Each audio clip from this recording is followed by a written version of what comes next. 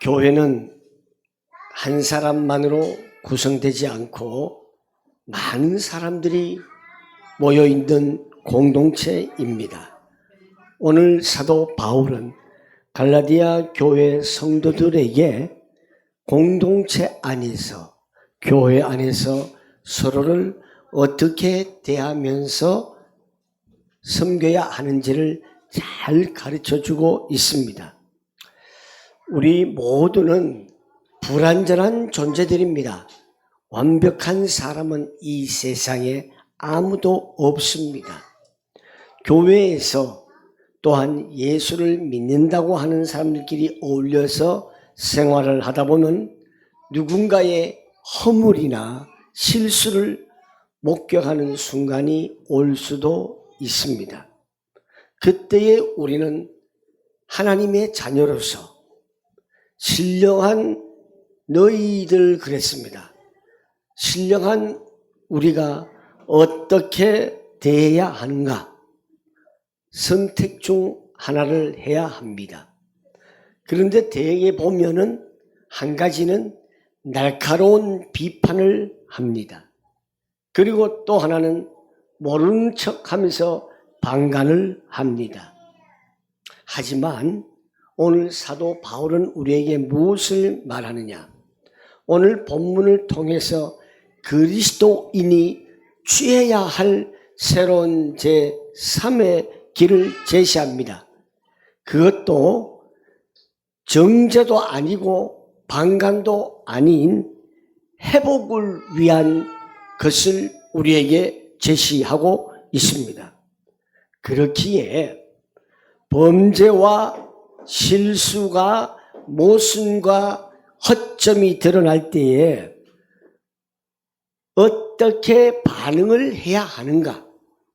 이것은 매우 중요합니다. 오늘 본문은 그리스도인의 공동체적 책임과 태도를 분명히 하라고 보여주고 있습니다.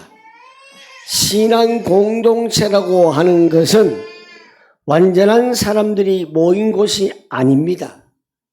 연약하고요, 실수도 하고요, 또 허점도 보일 수도 있고요. 이런 불완전한 사람들이 함께 모여서 하나님의 말씀으로 우리가 치유받고 어떻게 하면 변화되어 가는 그러한 모습으로 하나님을 따라가는 곳이 바로 교회입니다. 여러분, 병원에 입원한 사람들이 다 멀쩡합니까? 병원은 정상적인 사람이 갑니까? 아픈 사람이 갑니까? 아픈 사람이 가는 곳이죠. 몸이 아주 건강하고 깨끗한 사람은 병원에 갈 이유가 없습니다. 바로 교회라고 하는 것은요, 저는 이렇게 개인적으로 말씀드리고 싶어요. 영적인 병원이다. 영적인 문제를 가지고 있고 정말 부족하기 때문에 우리가 교회에 와서 어떻게 하면은 나의 부족함을 하나님의 말씀으로 내가 치유를 받고 회복해서 건강하게 살아가는, 하나님의 뜻을 그대로 따라서 살아가는 그곳이 바로 교회라고 저는 정의를 하고 싶습니다. 자, 그러면 교회는 어떻게 실수투성이자들을 대해야 하는가? 다시 말해서 조금 심하게 말하면은 죄를 저지른 사람, 범죄자를 어떻게 우리가 교회에서 대해야 하는가? 이것은 범죄한 사람만의 잘못이 아니라 우리도 함께 책임을 져야 한다는 그러한 태도를 가져야 합니다. 그래서 오늘 본문 말씀 읽어보셨죠? 무슨 범죄한 일이 일어나거든 그랬어요. 이는 공동체 안에서 누군가가 죄를 범했을 때에 숨기지 않고 드러난 상황을 말합니다. 교회는 죄를 덮어주는 것이나 그냥 모른 척하는 방관하는 곳이 아니라 바로 교회라고 하는 것은 진리 안에서 잘 다루어야 한다는 것을 가르쳐 주고 있습니다. 그러나 중요한 것이 뭐냐? 방법론이에요. 어떻게 진리 안에서 다뤄야 하느냐? 자, 오늘 본문에 보면은 신령한 너희는 온유한 심령으로 바로 잡고라고 말하고 있습니다. 바울은 이 사명을 누구한테 맡긴다고 했지요? 바로 신령한 너희에게 맡긴다. 여기에서 우리가 뭐 신령하다 이 말은요, 뭐 특별한 능력이 있어갖고 병을 고치거나 막 이런 그런 게 중심이 아니에요. 그런 은사를 가지고 있는 특별한 신비주의자들을 말하는 것이 아닙니다. 여기에서 신령한 너희라고 하는 것은 성령으로 우리가 태어났고 성령을 따라 행하는 자들을 의미하는 것이에요. 성령을 따라 행하는 자들, 하나님의 말씀을 따라 행하는 자들은 바로 성령의 열매를 맺는 자를 가르쳐주고 있습니다. 성령의 열매를 맺는 자, 이것은 지난 시간에 자기의 노력과 의로 되는 것이 아니라 오직 하나님의 다스림을 받는, 진리의 말씀으로 다스림을 받는 그런 사람을 말합니다. 이렇게 성령의 열매를 맺는 사람의 태도가 어떠냐? 성숙하다는 것이지요. 우리가 사람들 보면은 저 사람은 참 성숙하다 이런 말을 할 때가 있죠. 성숙한 태도는 우리 성경에서 말하는 것은 정죄하려고 하는 막 혈기, 우리가 어떨 때 보면 정죄하다 보면 막 혈기가 나와요. 자기만 의로운 것처럼 굉장히 강한 의지가 나와요. 그것보다도 하나님의 마음으로 형제를 바라보는 영적인 분별력을 가진 상태를 뜻하고 있습니다.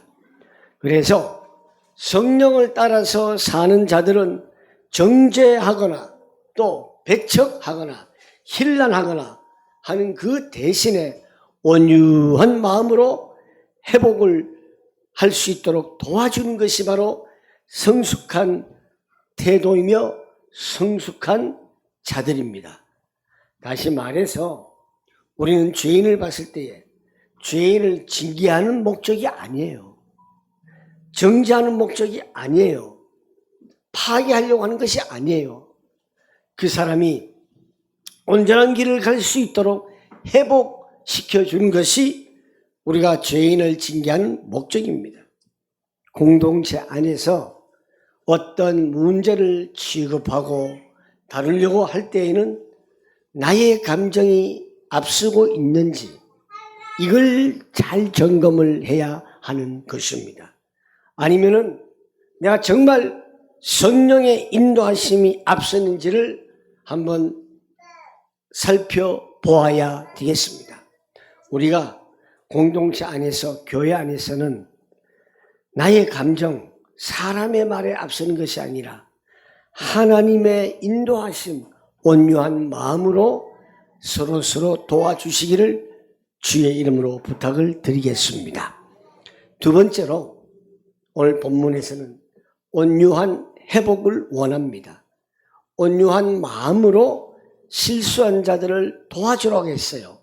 도와준다는 것은 그 실수를 돕는 것이 아니라 이 실수를 앞으로는 이렇게 말씀으로 바로 잡아나갔으면 좋겠다라고 하는 권면이지요. 그래서 막 우리가 감정으로 권면하거나 하는 것이 아니라 온유한 심령을 강조합니다. 온유는요, 힘이 있는 것을 함부로 남용하지 못하도록 통제하는 것입니다. 온유는 단순히 착한 것이 아니라 길 잘 들여진 야생마처럼 강력한 힘을 가지고 있되 사랑 안에서는 절제하는 것입니다. 여기에서 성경 원어를 보면은 바로잡다라는 것은 뭐냐 하면은 카타르티조라고 합니다. 카타르티조. 이건 매우 독특한 의미를 두 가지를 담고 있어요. 하나는 의학적인 용어가 있고요. 하나는 어업적인 그 의미가 있습니다. 의학적 의미로는 우리가 살다 보면 애들이 특별히 어릴 때에 이 어깨가 빠지거나 팔이 빠졌다라는 말 많이 들었죠. 이 탈골된 이 뼈를 제자리에 맞추는 것을 바로 잡는다 그래요. 이것이 카타르티조. 그리고 이제 어업적인 의미에서는 뭐라 그러는가 하면은 여러분 우리가 어업에 종사하시는 분들이 바다로 나가서 그물을 던지고 고기를 잡아가지고 만선이 되어서 돌아옵니다. 그러면은 고기를 잡았던 그 그물이 온전할까요? 온전하지 않습니다. 분명히 어딘가는 구멍이 났거나 찢어져 있습니다. 그럼 나중에 그물을 칠 때 고기가 그걸로 다 빠져나가지요. 그래서 항상 어업에 종사하시는 분들은 그물을 말려서 또 걸어서 그물을 깁는 모습을 자주 볼 수가 있습니다. TV를 통해서 저는 보았습니다. 바로 찢어진 그물을 깁는다, 이런 의미를 갖고 있어요. 바로 잡는다는 것이. 즉 우리는 범죄를 했던 또 실수를 했던 이런 형제를 보면서 우리의 그 목적은 뭐냐? 그를, 범죄한 자를, 실수한 자를 부끄럽게 하거나 창피하게 하거나 하는 것이 아니에요. 공동체에서 퇴출하려고 하는 것이 아니라 그가 다시 제 기능을 할 수 있도록 회복을 시킨 것에 있다는 것을 우리는 아셔야 합니다. 비판이 아닌 긍휼이 되어야 합니다. 어떻게 그럴 수 있어? 이러한 정죄하는 눈빛이 아니라, 그래, 맞아, 나라도 그럴 수가 있었을 텐데 너는 얼마나 힘들었겠니? 이러한 긍휼의 마음을 우리 모두가 하나님의 자녀라면 가져야 하는 것입니다. 뼈를 맞출 때요, 통증이 따라요. 그렇지만 올바로 생활하기 위해서 그렇게 하는 목적입니다. 제가 한 번은 이 발목을 심하게 다쳤는데요, 깁스하고도 이게 제대로 안 돼가지고 예전에 오래됐습니다. 한 30년 가까이 됐는데요, 그때 병원에서 이 손을 가지고 생 사람을 몇 사람이 붙잡아갖고 손을 맞춘다고, 이 발목을. 정말 악소리 나더라고요. 제가 원래 잘 참는데요, 그거 안 했으면 손이 계속 이렇게 있었을 거예요, 이 발목이. 그러나 이 고통을 견뎌가면서 그들이, 의사들이 몇 사람이 붙잡고 잡아당기고 맞추고 뚜둑 하면서 했기 때문에 지금이라도 이게 정상적으로 작동이 되는 것입니다. 그래서 뼈를 맞출 때는 통증이 따라오지만은 그 목적은 정상적인 생활. 우리도 마찬가지입니다. 겉면이라는 것은 상대방을 살리는 것에 쓰임을 받아야 되고 거기에 집중을 해야 하는 것입니다. 온유함이 없는 진리는 폭력이 될 수가 있습니다. 진리가 없는 온유함은 타협이 될 수 있습니다. 우리는 온유함 속에 진리를 담아야 하는 것이에요. 그냥 사람의 말로 건면하고 회복시켜 주는 것이 아니라 온유한 마음 속에 하나님의 말씀으로 그들을 치유할 수 있도록, 회복할 수 있도록 다가가야 한다는 것입니다.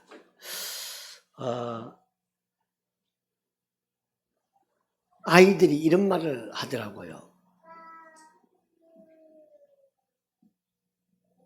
우리 애들이 그렇다는 게 아니라, 예를 들면은 부모가 자녀한테 훈계를 하거나 위에 선배가 후배한테 훈계를 하면은, 그래, 뭐 어째서? 너는 잘했냐? 너는 잘했냐? 이렇게 말할 때가 있어요. 너나 잘해. 이것은요, 그렇게 충고하는 사람은 충고한 사람이 잘나서 그런 게 아니라 내가 그렇게 부족했기 때문에 나보다도 좀 더 나은 삶을 살아라, 이런 권면입니다. 제가 고등학교 졸업하고 김동길 박사님의 사랑의 길, 자유의 길이라고 하는 에세이집을, 제 신앙 에세이예요, 읽었는데 이 말이 저한테 딱 꽂히더라고요. 충고한 사람이 잘나서 충고하는 것이 아니다. 많은 실수를 해봤기 때문에 똑같은 실수를 너희는 가급적이면 줄였으면 좋겠다라는 뜻에서 너희 인격이 훨씬 더 성숙하고 잘되게 하기 위해서 하는 것이다. 이렇게 성경을 인용을 하면서 책을 쓴 것을 제가 받고 감명을 받았습니다. 그랬습니다. 우리는 상대방을 권면할 때에는 온유한 거룩 속에 진리가 담겨 있기를 부탁을 드리겠습니다. 세 번째로, 그리고 항상 자기 성찰을 할 줄 알아야 돼요. 겸손한 마음으로. 그래서 성경 말씀 오늘 그렇게 말씀하시잖아요. 먼저 네 자신을 돌아보아라. 내 자신을 살펴보아서 너도 시험을 받을까 두려워하면서 해라. 마지막으로 바울은 엄중한 경고를 덧붙입니다. 남을 바로 잡는 과정에서 교만에 빠져서는 안 된다. 우월감에 빠지지 말라는 경고입니다. 죄를 범한 자를 돕는 사람은 돕는 사람도 동일하게 연약한 존재라는 것을 잊지 말아야 합니다. 타인의 허물을 바로잡을 때 가장 위험한 함정이 있어요. 그 함정이 뭐냐? 영적인 교만입니다.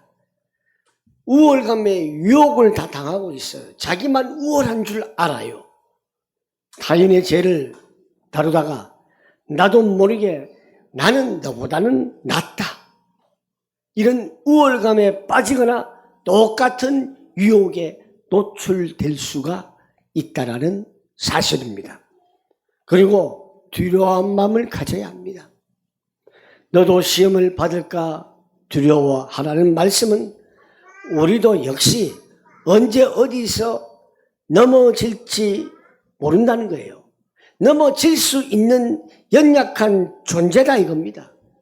그렇기 때문에 먼저 보고 두려운 마음으로 겸손을 유지해야 한다라는 것을 가르쳐주고 있습니다.